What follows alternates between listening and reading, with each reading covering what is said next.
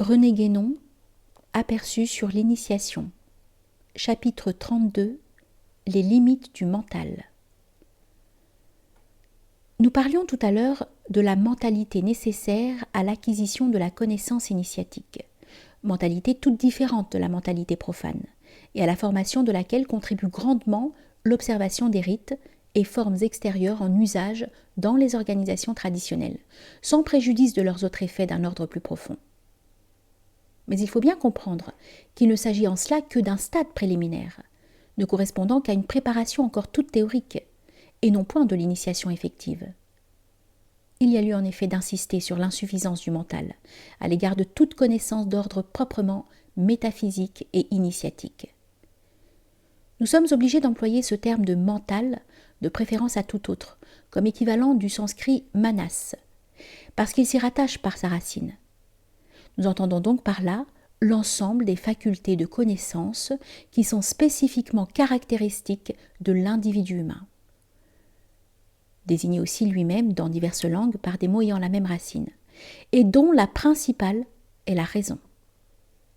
Nous avons assez souvent précisé la distinction de la raison, faculté d'ordre purement individuel, et de l'intellect pur, qui est au contraire supra-individuel, pour qu'il soit inutile d'y revenir ici.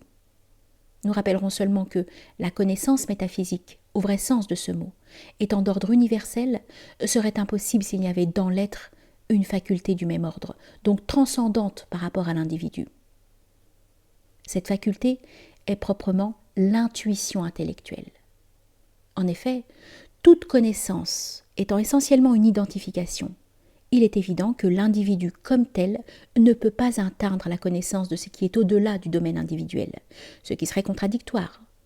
Cette connaissance n'est possible que parce que l'être qui est un individu humain dans un certain état contingent de manifestation est aussi autre chose en même temps.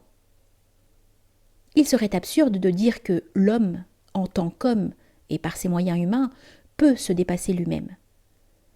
Mais l'être qui apparaît en ce monde comme un homme est en réalité tout autre chose par le principe permanent et immuable qui le constitue dans son essence profonde.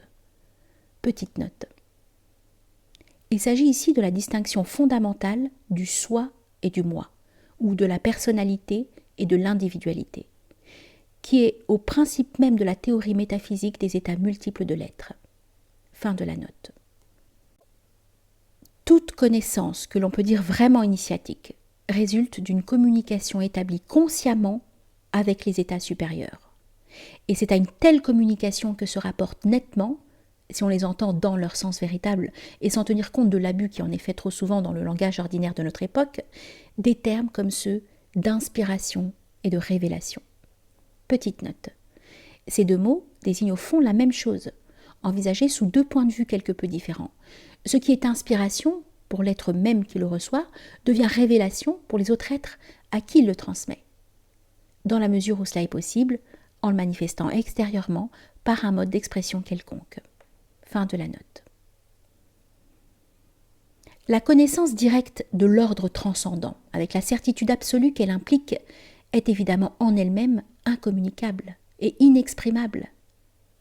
Toute expression étant nécessairement formelle par définition même, et par conséquent individuelle, lui est par là même inadéquate et ne peut en donner en quelque sorte qu'un reflet dans l'ordre humain.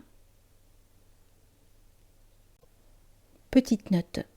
Nous rappellerons que la forme est parmi les conditions de l'existence manifestée celle qui caractérise proprement tout état individuel comme tel. Fin de la note.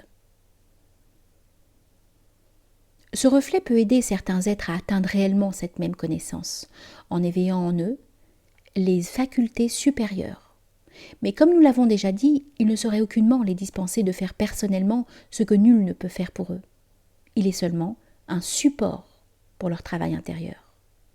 Il y a d'ailleurs à cet égard une grande différence à faire, comme moyen d'expression, entre les symboles et le langage ordinaire.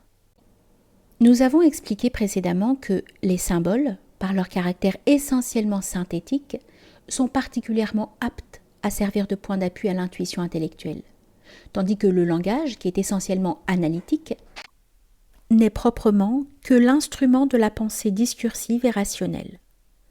Encore faut-il ajouter que les symboles, par leur côté non humain, portent en eux-mêmes une influence dont l'action est susceptible d'éveiller directement la faculté intuitive chez ceux qui les méditent de la façon voulue. Mais ceci se rapporte uniquement à leur usage en quelque sorte rituel, comme support de méditation, et non point aux commentaires verbaux qu'il est possible de faire sur leur signification, et qui n'en représentent dans tous les cas qu'une étude encore extérieure. Petite note.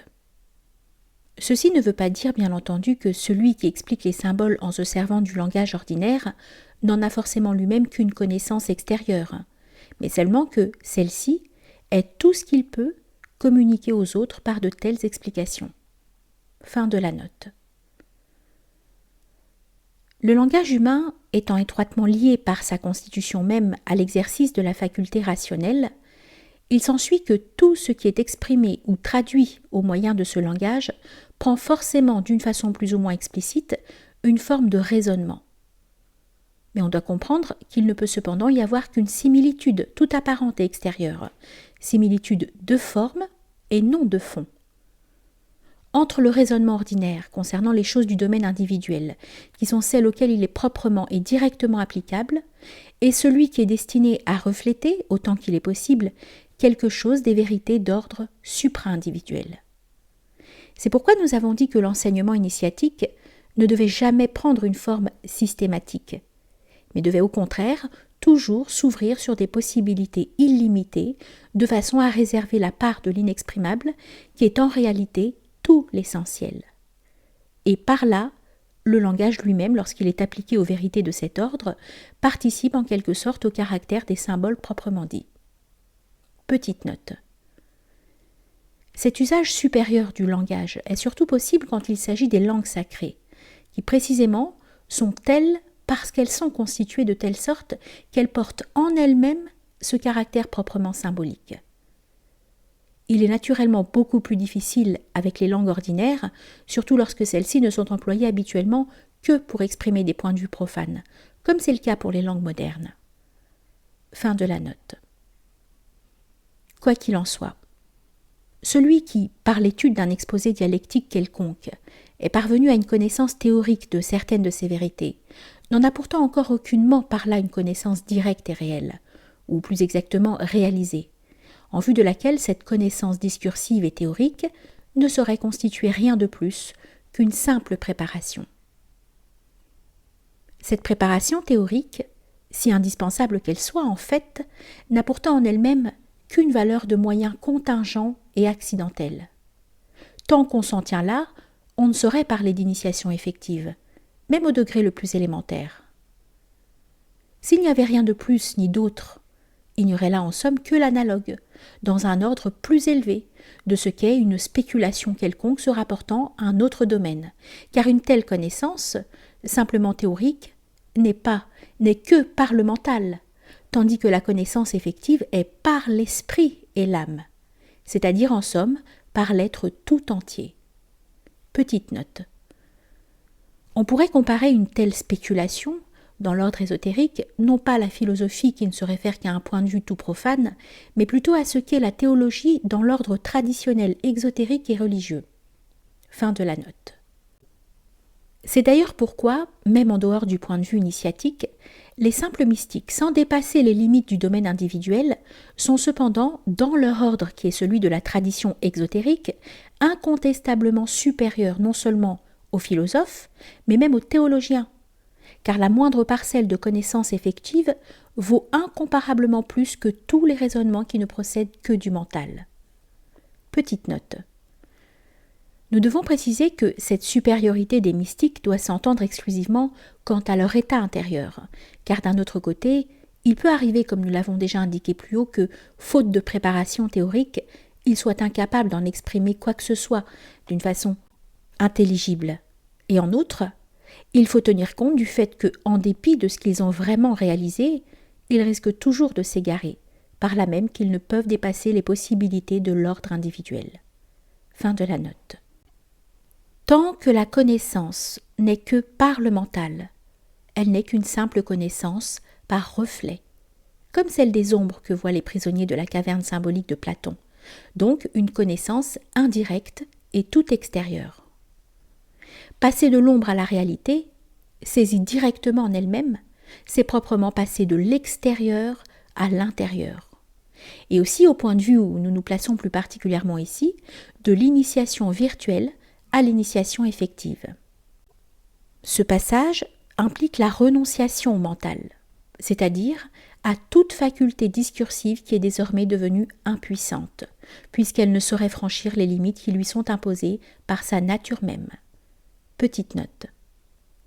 Cette renonciation ne veut aucunement dire que la connaissance dont il s'agit alors soit en quelque façon contraire ou opposée à la connaissance mentale, en tant que celle-ci est valable et légitime dans son ordre relatif, c'est-à-dire dans le domaine individuel. On ne saurait trop redire, pour éviter tout équivoque à cet égard, que le supra-rationnel n'a rien de commun avec l'irrationnel.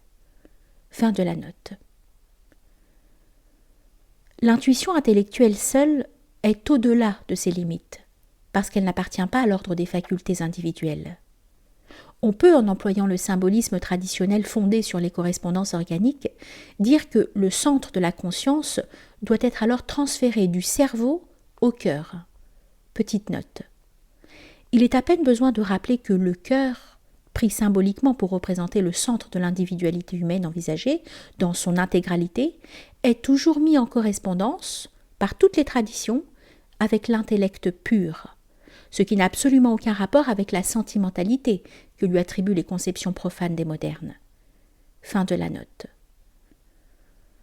Pour ce transfert, toute spéculation et toute dialectique ne saurait évidemment plus être d'aucun usage. Et c'est à partir de là seulement qu'il est possible de parler véritablement d'initiation effective. Le point où commence celle-ci est donc bien au-delà de celui où finit tout ce qu'il peut y avoir de relativement valable dans quelque spéculation que ce soit. Entre l'un et l'autre, il y a un véritable abîme que la renonciation au mental, comme nous venons de le dire, permet seule de franchir. Celui qui s'attache au raisonnement et ne s'en affranchit pas au moment voulu demeure prisonnier de la forme, qui est la limitation par laquelle se définit l'état individuel. Il ne dépassera donc jamais celui-ci, et il n'ira jamais plus loin que l'extérieur, c'est-à-dire qu'il demeurera lié au cycle indéfini de la manifestation. Le passage de l'extérieur à l'intérieur, c'est aussi le passage de la multiplicité à l'unité, de la circonférence au centre, au point unique d'où il est possible à l'être humain, restauré dans les prérogatives de l'état primordial, de s'élever aux états supérieurs, et par la réalisation totale de sa véritable essence, d'être enfin effectivement et actuellement ce qu'il est potentiellement de toute éternité. Celui qui se connaît soi-même dans la vérité de l'essence éternelle et infinie, celui-là connaît et possède toute chose en soi-même et par soi-même, car il est parvenu à l'état inconditionné qui ne laisse hors de soi aucune possibilité. Et cet état, par rapport auquel tous les autres, si élevés soient-ils, ne sont réellement encore que des stades préliminaires sans aucune commune mesure avec lui, cet état, qui est le but ultime de toute initiation, est proprement ce qu'on doit entendre par l'identité suprême. Petite note. Nous prenons ici le mot « vérité » dans le sens du terme arabe « haqiqa » et le mot « essence » dans le sens de « dhat ». À ceci se rapporte dans la tradition islamique ce hadith. Celui qui se connaît soi-même connaît son Seigneur. Man arafa nafsahu faqad arafa rabbahu. Et cette connaissance est obtenue par ce qui est appelé l'œil du cœur, aynul qalb, qui n'est autre chose que l'intuition intellectuelle elle-même, ainsi que l'expriment ces paroles d'Al-Hallaj: « Je vis mon Seigneur par l'œil de mon cœur. » Et je dis: « Qui es-tu » Il dit: « Toi. » رأيت ربي بعين قلبي فقلت من أنت قال أنت. D'autre part, ceci ne doit pas s'entendre seulement des états qui ne correspondent qu'à des extensions de l'individualité, mais aussi des états supra-individuels encore conditionnés. Fin de la note.